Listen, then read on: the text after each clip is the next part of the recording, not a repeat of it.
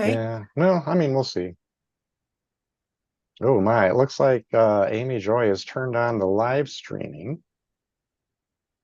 Um, so this essentially means that, yeah, there's no Zoom recording notice. It kind of skips over that. And if you go to Facebook live streaming, um, it Okay. live streams, but then YouTube retains the video, which I guess is like recording it.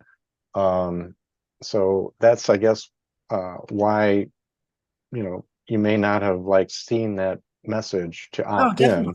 in. If it wasn't Zoom, I'd never noticed anything.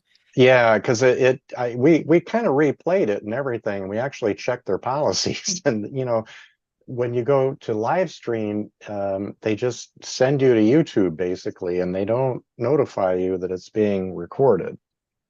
Mhm. Um, I guess, I mean, if you go to the I, Well, there's always yeah, choices about things like that, what right, you use. And and it's like this I'm fine I'm print duly here. warned that we're being live streamed, and so we'll go accordingly.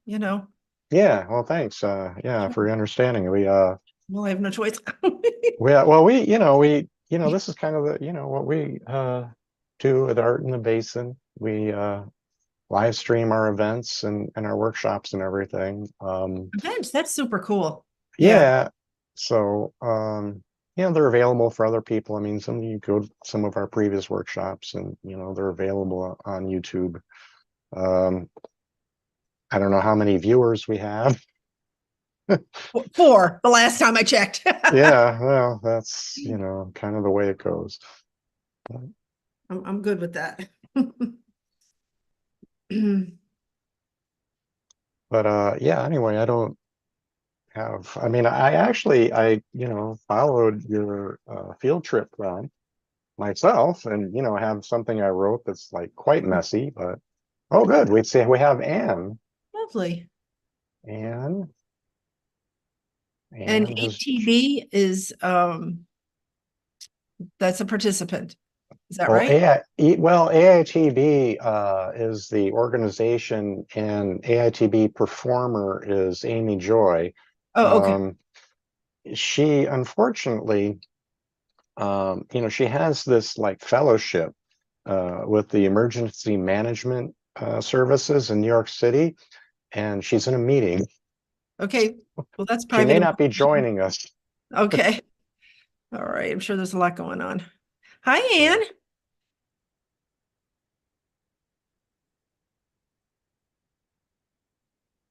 Hi. You're okay. Now you're unmuted. Hey there. There's Hi, my Anne. buttons are slow to respond. Nice to see you. Yeah. Welcome to Zones of Reception 2.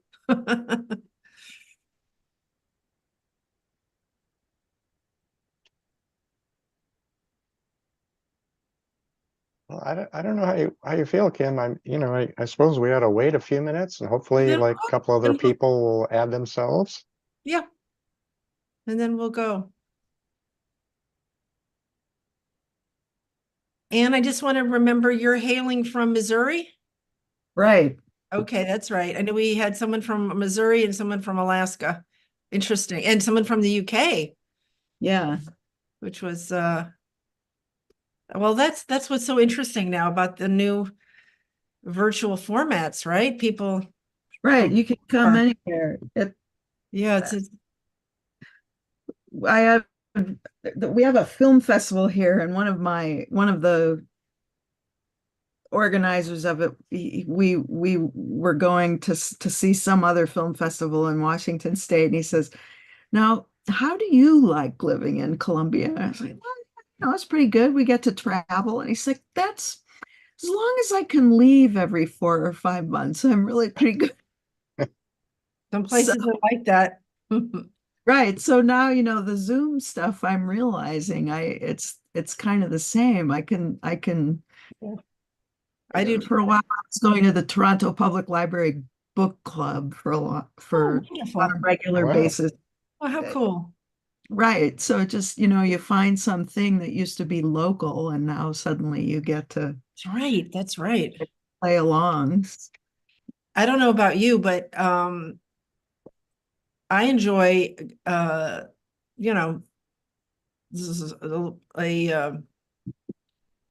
a proclivity that I picked up during the pandemic is going to those YouTube walking, walking through the Cotswolds in England. So there's a lot of people who, there's some that are very sensitive and subtle about how they film a landscape, and they will have a camera set up. You probably know about this, right? And walk through a terrain and will not talk much. And you really feel like you're there. Uh-huh. Uh-huh. I've gone on explicit tours like Is that what they, okay. Is that. that the Well, same? I don't, it's not quite the same thing. It's somebody it's more like the old school guided tour, the guy with the flag leading the group Mhm. through the Online, you've done that. angle and stuff. And so they've been kind of more like photo albums than directly walking, but some of them are led by people who are in that place, and so they're not just taking kind of the usual, Mhm. this is what you'd see on the travel poster scenes. They're taking much more close up and specific. I recommend, so especially since kind of that's sort of a sub theme of our workshop, right? Yeah. Searching for these, use the word walking, and like walking, and then just a place you might be curious about, walking in old Kyoto, walking, you know, Roman hill forts, and whatever terrain might, it could be in the United States. It's funny, I'm hitting on, elsewhere, but and then just scroll down and see what, if you can find one that's kind of a gentle, not too talky uh tour, and or hike, and see how, if it appeals to you, and if you get a sense of another place, it can kind of transport you. Right. The whole that kind of thing is cool too because of there is a little bit of multi-sensory aspect if you're getting the sound, the Mhm. ambient sound, and Exactly. Yes, that's right. the wide Splashing angle. or trudging, yeah. Especially the British seem to be very fond of this format. And I've seen some really wonderful ones. And I also saw one that was like filmed from the front of a train going through Norway in the winter. So it's like snowy. It was a little monotonous, but kind of hypnotic. Right. Okay, so this is Zones of Reception, and we're in our second workshop and final workshop. And the focus of this workshop has been to encourage developing awareness and receptivity and reception to language, kind of coming in from the world, or engaging with our own sources of language in ourselves that may be unbidden or lesser known to us, that might be triggered by sensory observations and experience in the outer world. And the encouragement is to go on a field trip that is designed for writing poetry. So if one can possibly do that. So yes, you go to the grocery store, you go to the laundromat, you have to go pick up something at the drugstore. Poetic observation and reception absolutely will happen and can happen if you're attuned during those kinds of forays. But what I'm trying to encourage you to do is to design a specific foray for a period of time, you know, maybe no less than 2 hours, where you'll go to a different environment, and you'll attune yourself to what you see, to what you hear, to what you might touch, to what you might smell. And you take notes, or you can dictate into your phone or another device, or sit with a notebook in a cafe, if that's appropriate, relevant to where you live. And try to set up a situation of going externally observing and then moving inside and attuning to your feelings or language stream, doing some kind of notation if you can, then external observation, and then going inside. I was thinking for myself today, I was outside on a walk, not a poetry field trip. And I was sitting in a little place having a beverage, and I heard this Cuban music came on, and the refrain in the song was "Donde, donde, donde," I think where.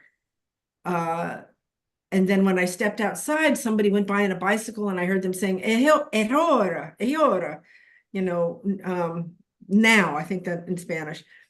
And I just registered 2 words in Spanish, and thought, okay, this is like a dictation to me from the world, so I'm planning to work with that a little bit. So that's just an example. I thought I got the prompt book, which so relevant to all of that, and I strongly suggest the prompt book, edited and written by Barbara Henning. It's an anthology of writings, but in each section of kinds of poetry and prose poems, which she organizes by the prompts, she writes a really interesting introduction and an introductory material. So she does writing in this as well. And I happened to, I just looked at the first chapter, and it's on walking and writing. So I thought it would be interesting to read a couple sections from it, but I wanted to ask you, would you prefer to read first, Tim or Anne, any poem that's, that you might have an experiment like this, or should I read from this? What's your preference? Either way. I'd love to hear from Anne, Oh, okay. yeah. Okay, She's, let's go in. We can So always tack this on at the end if we have time. Okay, I didn't. I didn't field trip. I did set up my zone, Excellent. So special happy. writing zone, which ended up being outside. Okay. So it was a little bit like a field trip. It's so noisy here right now because we have those cicadas. They're Like happening. You're giving us the news. starting to hit. I just have to see what your zone is like. I put the picture in the chat, so I don't know if you can see it. Okay. I'm impressed you know how to put it. Oh, lovely. Okay. Very nice. Is that special oilcloth that you sit down, or that was there, or? It's I mean, I bought it on purpose. It's because I really like it. So I mean, it's Yeah. special in that sense, but I already had it. Okay, very good. So the embrace of summer air, chirrup of birds at home, drone of cicadas, also newly emerged into this humid warmth, air still ready, holding its breath as we move, sweat, find the sunscreen, and add salt to the dinner tray. Not even a rustle of leaves, no stirring of breeze. The world is waiting for the animals to move. And then another short one on the same humid night. I'm just settling in.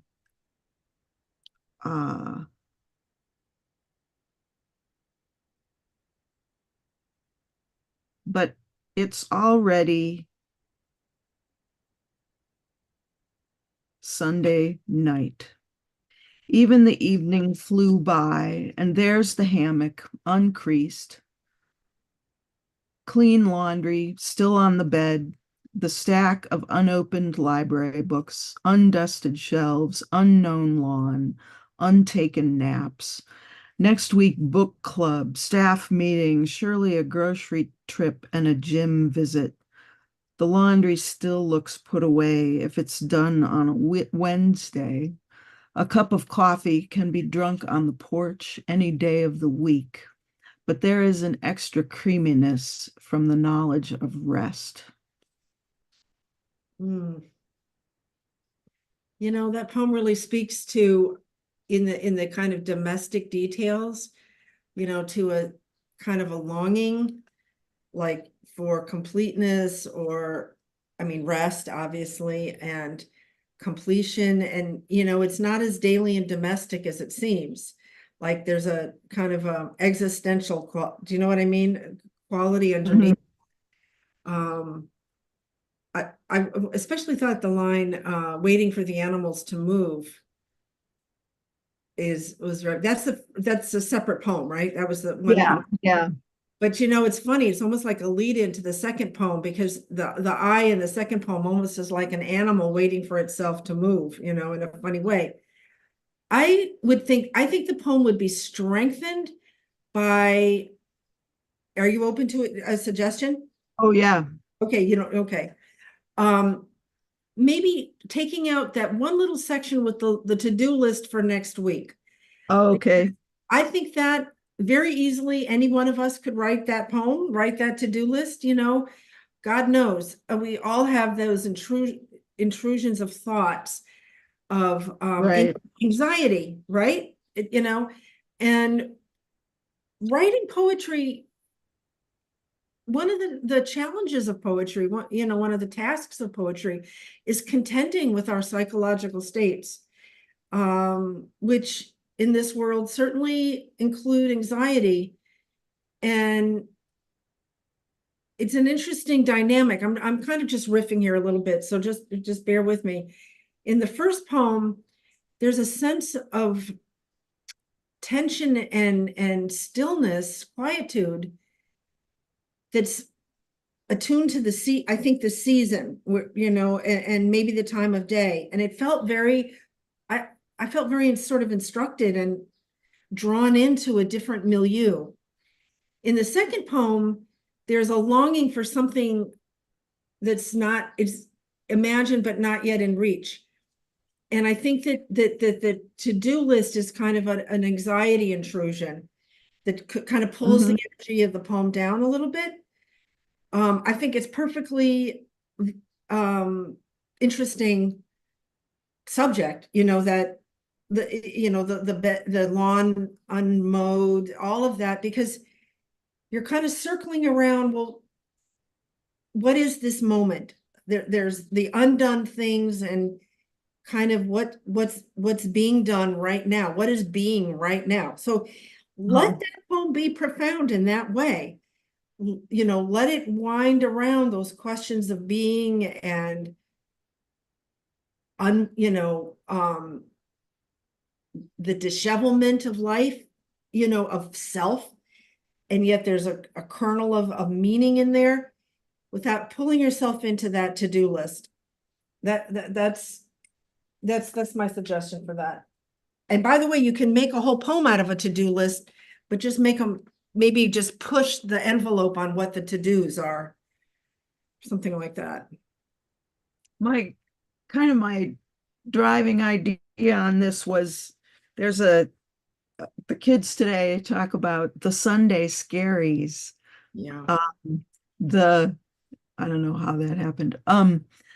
The being like, you had a nice weekend and now it's Sunday night and the week is going to start again. And does that wreck your Sunday because you're anticipating the work instead of in the present?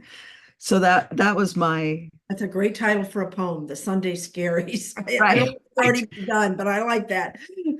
Right. So this is sort of like clarifying some things of like, let's concentrate on the yearning and what is happening, and sort of suggesting the anxiety rather than spelling it out. Is it communicates, and it's there's a direction. Yeah. Yeah. Overall, I mean, it's something for any of us to try is with these kinds of, I don't want to say kind, but poems that are kind of rest in a meaning and are somewhat enclosed, just as an imaginative exercise to maybe push them a little bit, push the line as an experiment. You have your poem, it is lyrical as it is, but to maybe do some kind of an experimentation where you, with these feelings, with these thoughts, push them a little bit and just see where it goes. Even to the point of illogicalness. Is that a word? Illogicalness, Tim? I'm not sure. Or dishevelment, just like what you describe in around you, or maybe just push the psychological state, if you can stand it, to Right. include what happens when things are undone, what might one do instead, or would everything unwind, or will the cicadas come inside? I don't know, I mean, whatever meanderings of mind we might have, that might be interesting to explore that. As an experiment, you always have your poem, safe, Right. but then you could have a copy where you might do The some next paper. craziness. Tim, are you going to read tell us about your field trip and poem? Well, it's very rough. It's just in my notebook here. On Saturday, I took a bike ride. Maybe it was Sunday, I forget. Anyway, over the weekend, I took a bike ride. I'm an avid cyclist. I took a bike ride with this sort of prompt in mind, right? To go on a field trip, to ride somewhere else than where I usually go.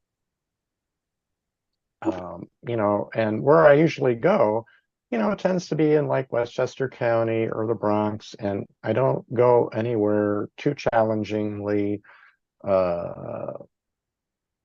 steep or, anything like that, anything that like really challenges me as far as elevation and so forth. So I have entire routes, in fact, where I avoid most hills, right? I know where they're at and I avoid them. And I did something this time that was a different route than I usually take. And I was sort of vaguely aware that there would be hills that I didn't expect.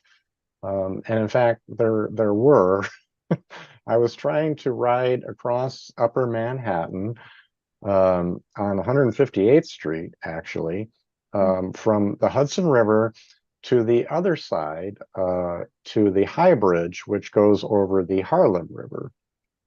And it's just really a pretty narrow section of Manhattan. It's only like about a mile wide, maybe a mile and a half. It's very narrow, but it is incredibly steep, as I found. And I don't think I will go that way again anytime soon. But it kind of prompted this, beginnings of a poem. One of the things that it inspired in me was this idea of compel versus repel, right? Or, anyway, I can read it. It Can you say a little probably, bit more about that? Just a little bit more? I'm sorry, say it again.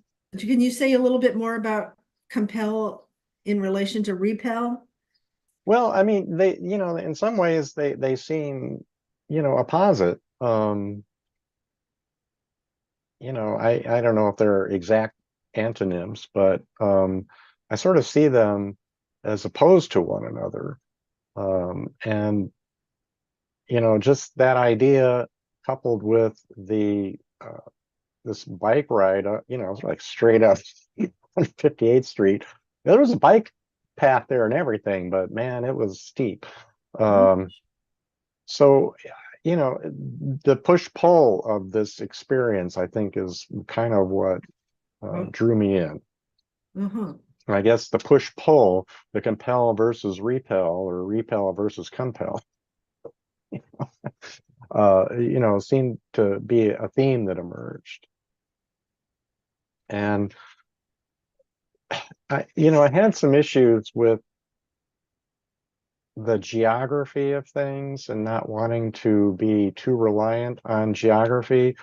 There are things like geography and, TV shows and movies and things like that that get too specific for me, to feel that they're a good subject for a poem.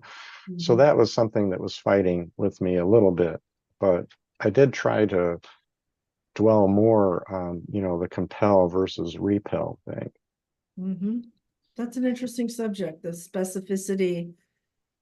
Uh, yeah, specificity as a deterrent or, as an element of poetry. That's an interesting discussion. Yeah. Well, I realize that many people's lives are, driven, well, in the past by TV and film, more like from online things. Mhm. And all of these things seem to me like fairly temporary. And, as far as trying to write something that's lasting, I tend to avoid these types of subjects. Mhm. Um, Okay. but other people do it well and are quite successful. So, it's a Yeah. personal prejudice, I guess. Yeah. That's right. Anata Gordon incorporates a lot of, I think, internet language, Mm, found internet language, and then kind of responds to it with these kind of wild language spills. She's an interesting poet for someone who's attuned to like pop culture, but also critical of it, and also, mm. very observant of phenomena. She just came into mind as somebody that's kind of interesting who works with that that world. And in terms of geography, I don't I I would a poet that I would suggest, I'm sure you've read Ed Dorn's work. Mhm. Yeah. I somehow think that you might find something in Ed Dorn, somebody also kind of very kind specifically responding to place and geography, and then seeking what's the values of history and place, and it's right in the poetry, Right.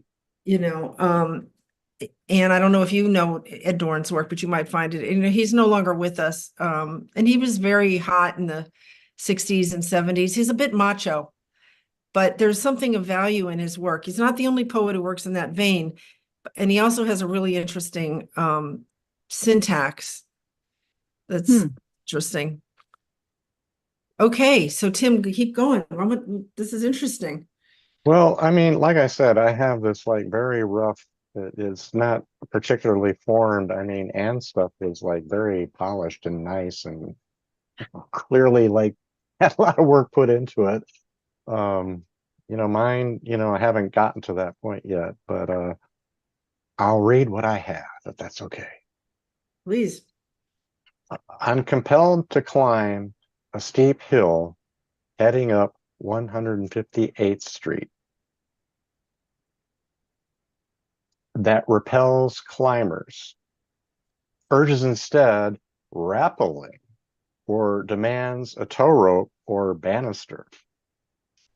Compel presently wins over repel as I march up the hill, practically kneeing my chin. I consider the Hudson River, but Lenape said the current runs in two directions, Mhm. an example of compel versus repel. Geographers say rivers flow into the sea, but here the sea flows into the river. Tides dragged by the moon, compelling reluctant water to go against itself. My mind darts to the toy magnetic terriers, one white, one black, with magnetic bases below their paws. They couldn't abide nose to nose contact, repelled yet compelled to nose each other's butts, compelled by what geologists call polarity. North repels north, south repels south. My reverie is interrupted when I hit Amsterdam Avenue. I've reached the top of the hill finally, mooting the compel versus repel argument. Compel clearly won. My heart was in it, bemused by my brain? And which matters more? Did my brain compel conquering this hill, or did it repel? Heart pumping blood to my legs drove my ascent. What drove my heart? Some say will, others say electricity. And that's where I ended up. Any thoughts? Anne? Well, it's such a great product of the assignment in terms of, you went out someplace new and kind of let it all come at you and verbalized it. So there's just Three. so much. And I don't know anything about the geography of New York City. So, but I'm imagining that as each of these thoughts are coming to you, like you could probably point at the block where this was, what you were seeing now. And so what thoughts you were having now because of this place that you were in. And then just this wonderful semi-connected but random, the way that our minds chain from one thing to the other. And still here's this through line that you've pulled in. So it was a delightful journey. Well, it needs a lot of polishing for sure. But yeah, there's probably something there to start with. Well, I didn't hear it. It seemed pretty smooth to me. I mean, it sounds like, yeah, maybe some sentences you were run on or whatever, but I heard it as pretty smooth. And I thought there was a very interesting poem on a lot of levels. I mean, just the tone that you achieve, you really pull us into the story. We don't know anything about you, but we're pulled in, and you don't give too much away, This mind is kind of philosophically evaluating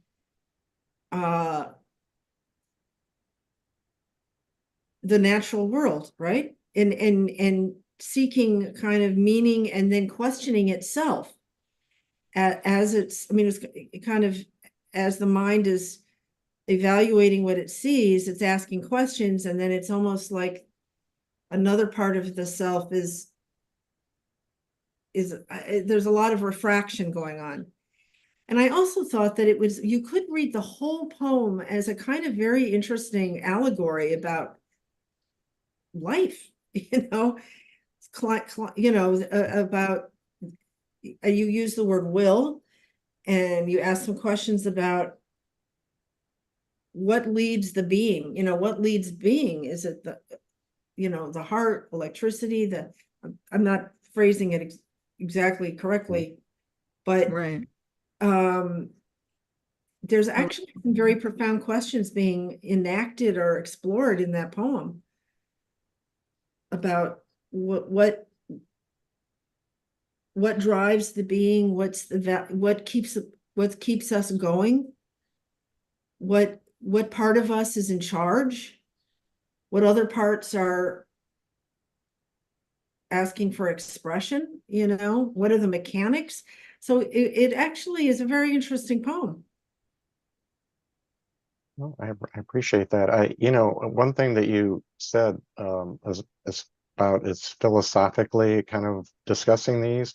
One of the things I'm now seeing that it lacks is more physicality, right? And the kind of one place that I mentioned, I like say that I'm marching and my knees are basically hitting my chin, and that's really the most physical it really gets. So I think probably some discussion of the exertion of it, a bit more physically, I think would be good. To try to communicate that aspect of the experience, Yeah. Okay, Is it absolutely. hard? That's actually so relevant to this reading, exactly what you're saying. So can I read to you a little bit from the prompt book? Sure. Number 1 prompt. This is by Barbara Henning. I'll do credit to her. Walking and writing. The basis for art is change in the universe. Moving things change, and because we cannot put a stop to time, it continues unarrested. Matsuo Basho, Learn from the Pine, great classic. At the supreme moment of life and death, we just utter a cry or take to action. We never argue. We never give ourselves up to a lengthy talk.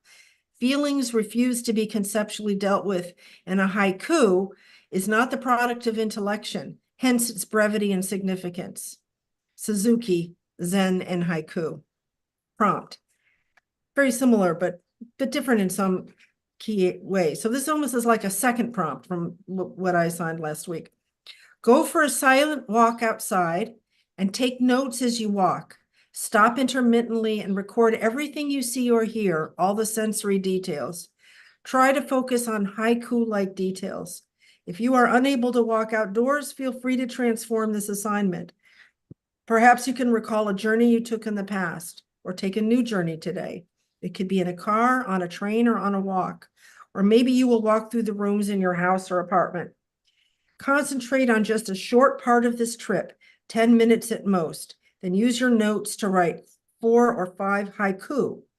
Finally, write the experience of your walk as a prose poem, a prose story, or a lined poem, and embed the haiku into your writing. That might be interesting for you, Tim, as sentences.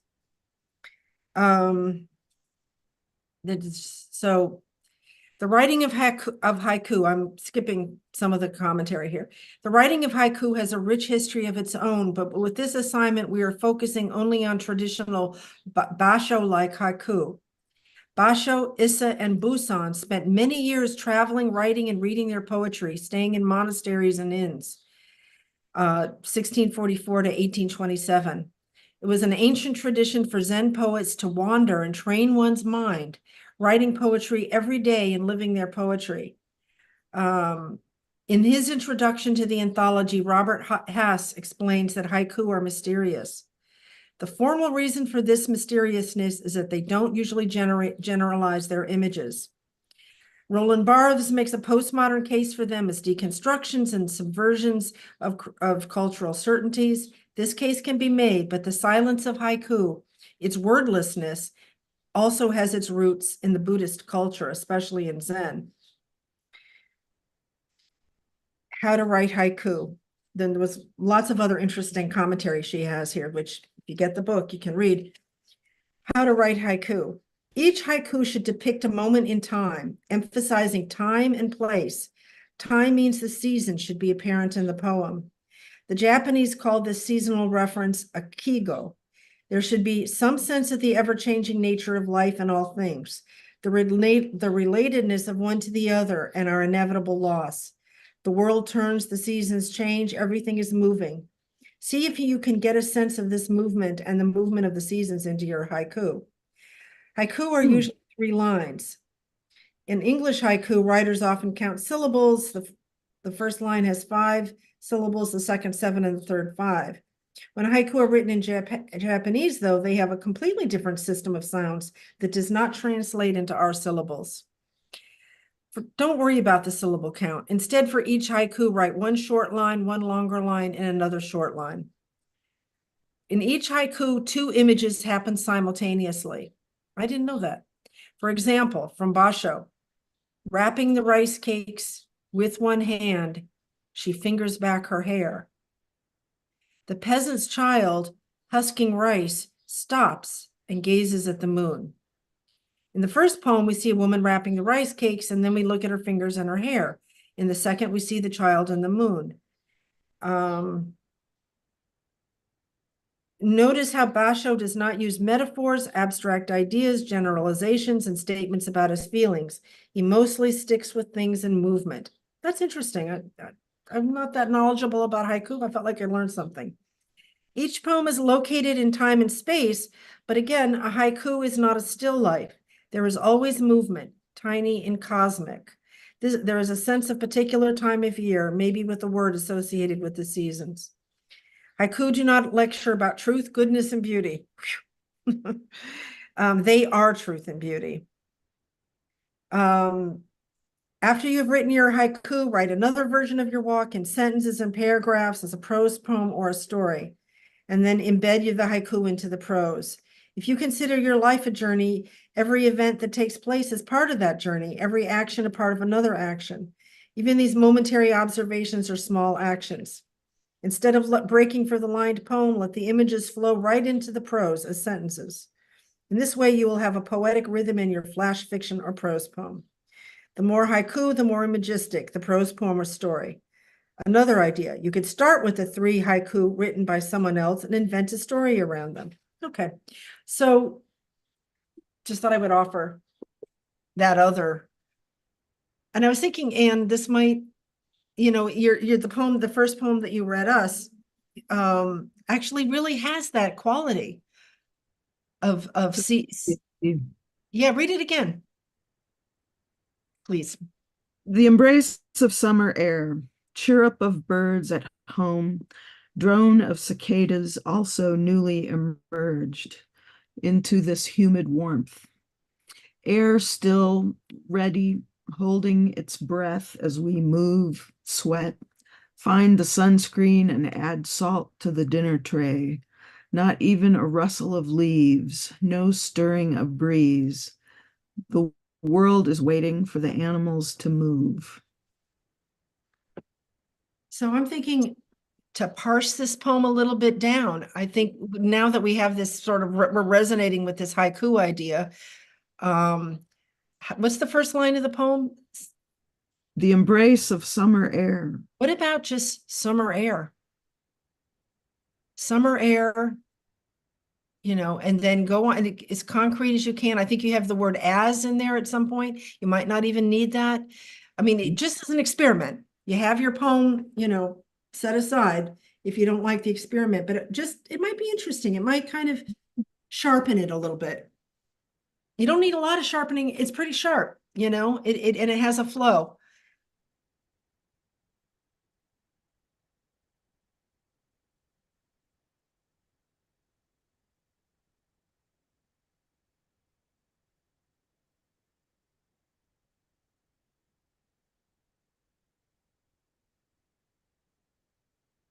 How did the zone of reception work for you writing outside?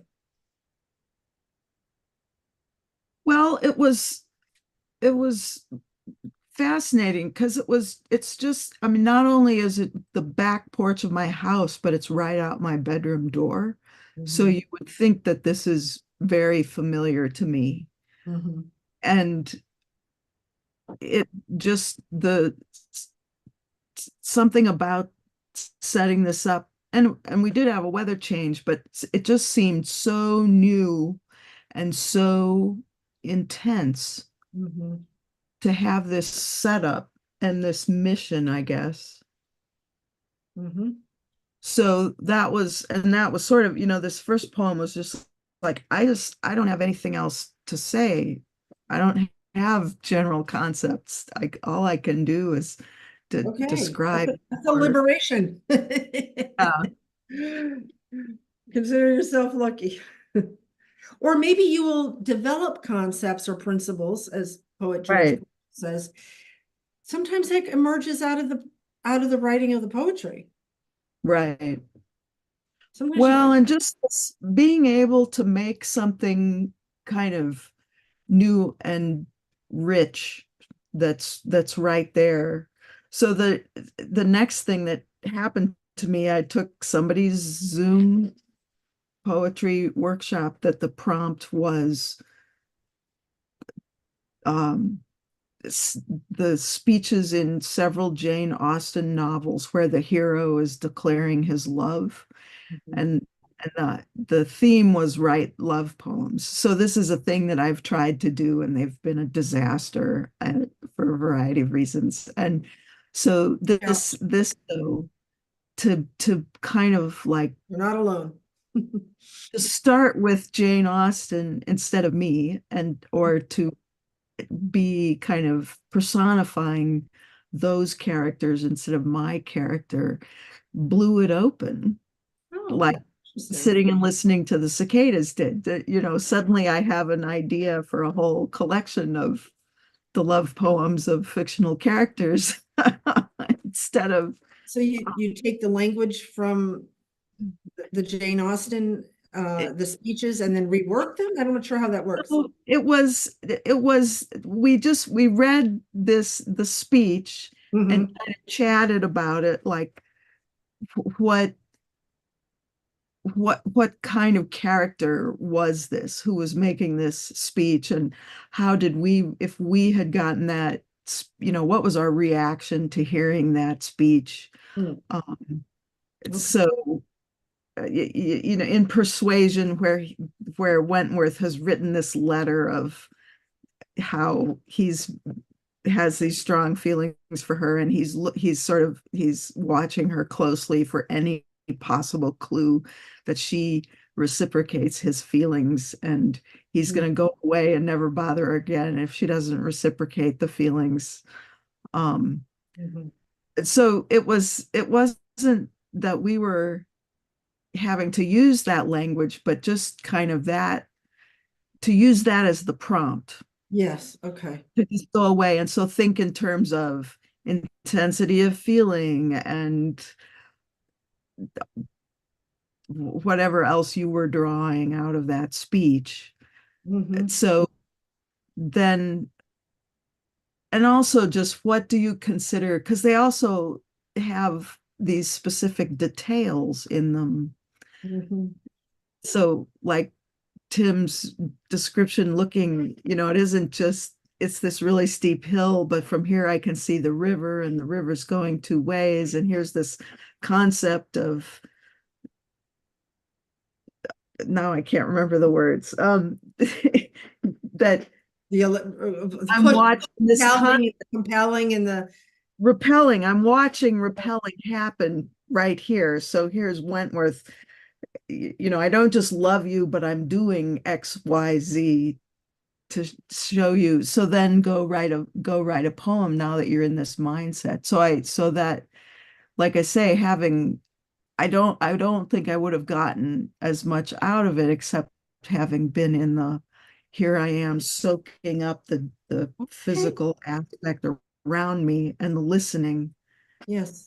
So your language store, your receptivity is being worked a little bit. Right. So, So, so so sort of like different process of starting. yeah. Oh, well, great. That's great. And that's cool that the cicada poem came from sitting in your zone, right? At your zone desk. Right. A poet that occurs to me, very challenging poet, not easy at all, and not lyrical in any easy way, but such a fascinating use of language is the poet Elizabeth Robinson. I don't even know if you Mhm. know her work. It's widely available, Amazon, your local bookstore, you can order it, and unfortunately no longer at SPD. What came to my mind was in terms of writing love poetry. Okay, now here's a poet that will write very intimate um lines. Well, there's an intimate language being used. That's what I'm trying to say. An intimate language being used that's very granular. It's almost as though the poetic eye is hovering over the body of the lover, the other, Mhm. not necessarily expressing anything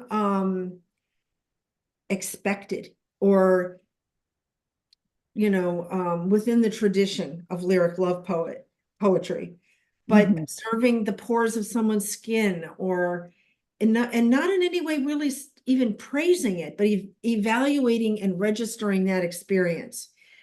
And that somehow communicates intimacy and the risk of being embodied and with another human being in a very interesting way without forcing expressions of love, which is an honorable tradition of poetry. I'm no naysaying that, it's hard Right. to do. Who could be, is there a greater love poetry than the sonnets, by Shakespeare? Um, don't answer, I mean, or answer that, I mean, you could refute that absolutely, but anyway, that's a poet that I might recommend for you to check out, you know. just for a fresh approach. This being specific, it's interesting how to be specific is to narrow things down, and yet that's what makes it clear and relatable to people. They haven't had that experience themselves, maybe, or they don't know what you're talking about, but you would think that generalization would make something more available to people, but People it don't seems want that. usually it's specific. We want to be drawn in. I mean, generally speaking, I should not, speaking of generalities. Right. Let's Here just we go. say that one of the streams of poetry, one of the streams, is to be drawn into some new threshold of sensory experience and intellectual experience that's new, that we hadn't thought of. Waiting for the animals to move, that's new to me. The sense of registering that the water is, negative and positive and fighting itself. That's a kind of a new perception. So you're brought into a different realm. I think that's what a lot of readers, or that's what some readers of poetry are interested in. Right. And World expanding part of reading. right. And expanding part of experience and consciousness. Yeah. So one of the challenges of poetry could be to find specific words to these unnameable, unrepeatable, passages of experience. But that's not the only only objective, but that could be one.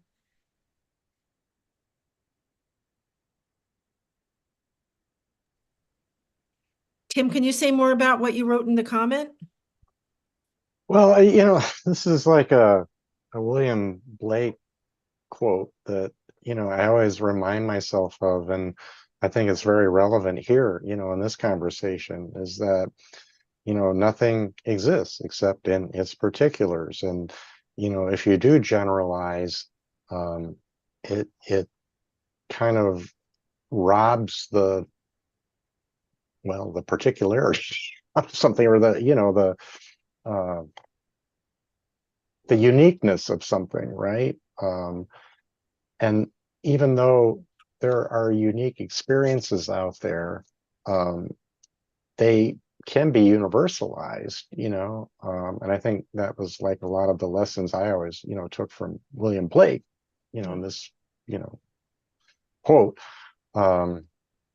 is that no matter how minute the details get, the details resonate with people, and they see them and hear them and feel them and smell them and, whatever, and it resonates with them, And it enhances our own awareness. Yeah. I would say everything's permitted, there's poetry that is wild. I don't know about general, but axiomatic, or that does deal in ideas, I guess you could, that's permitted also. That can be of interest also. Well, But I do have a problem, and it's for me, I mean, it's my problem, and, my approach,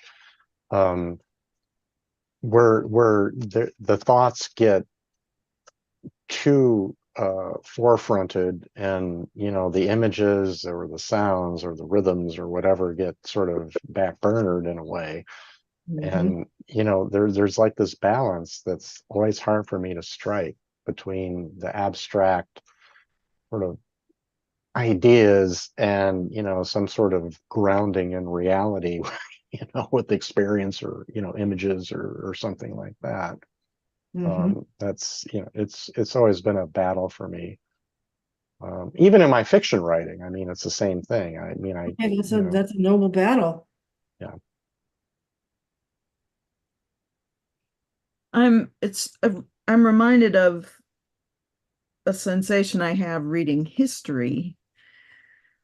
So you hear about, and the kind of old school teaching of history, here's the timeline and the dates and the movements of armies and the boundaries of nations and this king's reign and that president. And then you read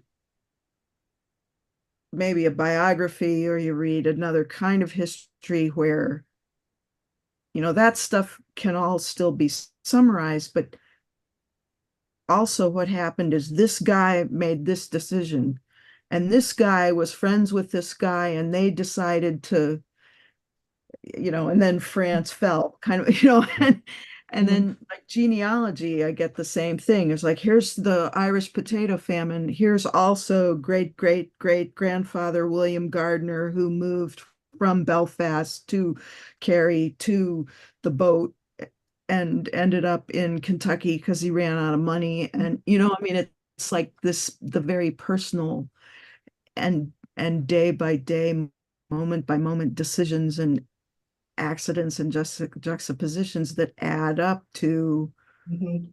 Irish immigration or Mhm.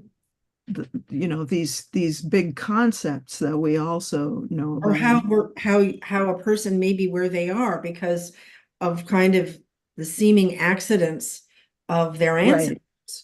the seeming good luck, bad, just seemingly random encounters,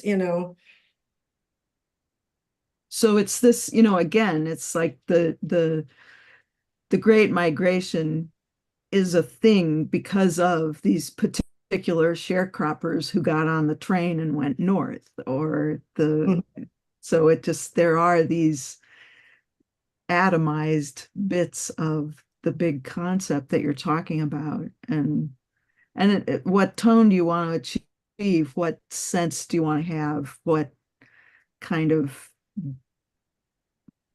connection or distance do you want to have to whatever you're telling is? I hope that I mean, just even as a separate kind of poetry experiment, and that you might work with maybe a poetry of, and this might come in your walking or sitting in your zone experiments.